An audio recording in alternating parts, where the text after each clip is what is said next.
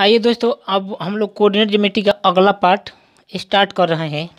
और मैं आपसे कहना चाहूँगा कि ये जो क्वेश्चन जो आपकी आंखें पढ़ रही है, ज़रा इस क्वेश्चन को सॉल्व करके देखना तो पता चल जाएगा कि वास्तव में ये क्वेश्चन देखने में तो है आसान, लेकिन जिस दिन आप सॉल्व करने की कोशिश करिएगा और सॉल्व करिएगा तो आपको पता चलेगा कि रियल में ये क्वेश्चन जो है ना काफ़ी टफ है, जिसको मैंने स्वयं बनाया है।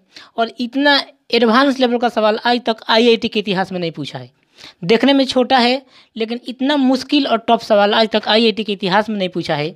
और यूट्यूब के इतिहास में पहली बार इतना मुश्किल सवाल बनाया जा रहा है। ज़रा सॉल्व करके देखना। आपको 5 मिनट का टाइम दिया जा रहा है। 5 मिनट का अगर आपको 10 दिन का टाइम दिया जाए तो आपको सॉल्व करने में ये क्वेश्चन बहुत परेशानी में डालेगा। तो इसके लिए आपके पास बहुत डीप अंडरस्टैंडिंग की ज़रूरत है, अन्यथा ये सवाल आप सॉल्व करना तो दूर सोच भी नहीं सकते हैं कि इस सवाल को सॉल्व करने के लिए हम कौन सा टेक्निक और कौन सा अप्रोच अपनाएं। तो चलिए प्रयास करते हैं और देखते हैं आपको समझ में आता है या नहीं आता है। हमारा कोशिश रहेगा कि हम आपको समझा दें। A point 1 and ax plus B Y plus C बराबर 0 lies on the same side of a curve X square minus A Y into D x plus Y square minus A X into D Y बराबर 0। Then find the value of A if integration constant of C बराबर 0। If integration constant C is equal to 0। तो सबसे पहले मुझे ये पता करना होगा कि वो कर्व कौन है, वो कर्व कौन सा कर्व है जिनके सेम साइड में या तो ऊपर या नीचे ये 0.12 और एक स्ट्रेट लाइन लाई करती है। तो ज़रा गौर करेंगे। सबसे पहले तो मुझे ये वक्र कोई भी हो सकता है, ये वक्र है क्या, ज़रा इसको गौर करिए। तो देखते हैं बाबू, इस वक्र को ज़रा सॉल्व करिए। तो ये वक्र आएगा मेरा X square into D X minus A Y plus Y square into D Y minus A x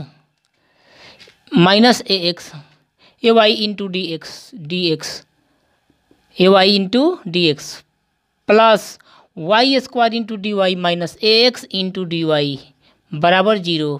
इस X square into D X और वाई स्क्वायर को एक पास लाइए, तो X square into D x plus Y square into D Y plus minus A Y into ए एक common ले ले क्या, बिल्कुल ले लेंगे कॉमन। आप कहोगे कि हाँ कॉमन ले लेंगे, तो ये बचेगा क्या, minus a into y into D x plus x into D y. क्या समझ में आया? क्या आपके पल्ले पड़ा ये question? X square into D x plus Y square into D Y minus a into y into D x plus x into D Y बराबर 0। तो ये क्या हम इसको x square into D x लिखा है, तो क्या हम इसको d by d x x Q बटा 3 नहीं लिख सकता क्या? आसानी से लिख सकते हैं एक्स क्यू बाई 3। और क्या हम इसको d by d x y cube बटे 3 नहीं लिख सकता क्या? आराम से लिख देंगे। और माइनस ए, क्या हम इसको d by d x into y नहीं लिख देंगे क्या? तो आप कहोगे कि जी सर लिख सकते हैं, बराबर 0। अगर हम इसको सॉल्व करने की कोशिश करें तो ये इसको इंटीग्रेट करना पड़ेगा। तो मैं क्या करता हूँ, दोनों तरफ इंटीग्रेट लगा देता हूँ। तो ये हमारा हो जाएगा एक्स क्यू बटे 3 प्लस वाई क्यू बटे 3 minus A x Y plus C बराबर 0। जबकि मेंशन किया ऑलरेडी कि सी इज इक्वल टू 0, तो ये आपका क्या हो गया, 0 हो गया। अकल आया क्या? नहीं आया तो समझ लीजिए, x cube plus y cube minus 3 a x y is equal to 0। ये क्या हो गया? तो ये हमारा वक्र है। ये वक्र क्या हो सकता है, ज़रा गौर करने की कोशिश करिए। तो ये वक्र एक्स क्यू को देकर क्या y बराबर अगर हम एक्स क्यू का वक्र y बराबर एक्स क्यू माइनस 3aXy, इसको हम लोग ज़रा गौर करें तो मान लीजिए कोई वक्र ऐसे हो सकता था, या कोई वक्र ऐसे हो सकता था, और इस वक्र के दोनों ओर, इस वक्र के सेम ओर एक तो a straight line ax plus by plus c बराबर 0 थी, और क्या, और एक पॉइंट यहाँ पर ये 1 2 थी। तो जाहिर सी बात है कि ये दोनों जो पॉइंट होंगी सिमेट्री होगी। तो इसका मतलब क्या, सिमेट्री होगी। तो ये अगर हम इसको एपी में मान लेते हैं, suppose a b c are in AP, suppose ये पॉइंट भी तो कहीं से ना कहीं से होकर जा रही होगी। अगर इसकी लंब की लंबाई क्या होगी P1, इसकी लंब की लंबाई क्या होगी P2। तो अगर ये AP में है तो ये कॉन्सेप्ट आपको पता होगा कि ये 1 - 2 से होकर जा रही होगी, ये 1 - 2 से होकर जा रही होगी। अरे गधा, समझ में नहीं आए तो समझ। सपोज मैं ए को a बराबर 1 पुट करता हूँ, b बराबर 2 पुट करता, c बराबर 3 पुट करता, और x बराबर 1 पुट करता, y बराबर -2 पुट करता, तो बैलेंस a का मान 1 भरा तो ये x हो गया, प्लस b का मान अगर मैं 2 भरा तो ये 2y हो गया, c का मान ये 3 हो गया। अगर x का मान 1 प्लस 2 गुणे -3 प्लस 3, 3 1 4, 3 1 4, और 4 में से 4 गया 0, बैलेंस हो गया। इसका मतलब कि ये जो स्ट्रेट लाइन थी 1 - 2 से होकर जा रही थी और इस पॉइंट पर मिल रही थी। तो इसका मतलब कि इसकी लेंथ, अगर किसी वक्र के दोनों तरफ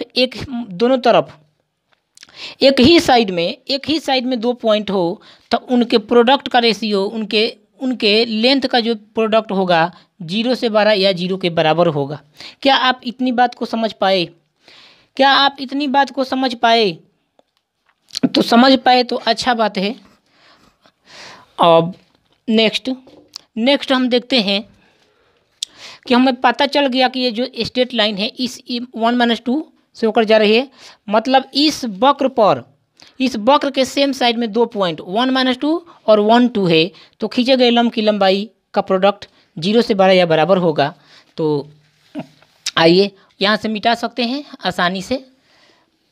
अब देखेंगे बाबू क्या देखेंगे, अब हम लोग ये देखने वाले हैं कि -1 - 2 से खींचे गए लंब की लंबाई, तो 1 - 8 माइनस 3 गुणे a गुणे 1 गुणे -2 by √√a² plus b² multiply 1 2 से खींचे गए लंब की लंबाई 1 + 8 माइनस 3 गुणे a गुणे x के मान 1 y के मान 2। अच्छा बात है, बाई √2 इज ग्रेटर देन और इक्वल टू 0। तो अब ये बात समझ में आया कि 1 में से 8 -7 माइनस 3 दूनी प्लस 6a बाई √2 मल्टीप्लाई ये 9 - 6a by √2 is greater than equal to 0। तो ये क्या हो गया मेरा 6a - 7 मल्टीप्लाई 9 - 6a बराबर 0 हो सकता है। अच्छा बात है। तो 9 × 54 a माइनस 6 का 36a² या गुणा करने की कोई ज़रूरत नहीं है। अगर 6a - 7 बराबर 0 तो a बराबर 7/6 होगा, और 9 - 6a बराबर 0 तो 9 बराबर 6a होगा, और a का मान 9/6 होगा, यानी 3/2 हो सकता है।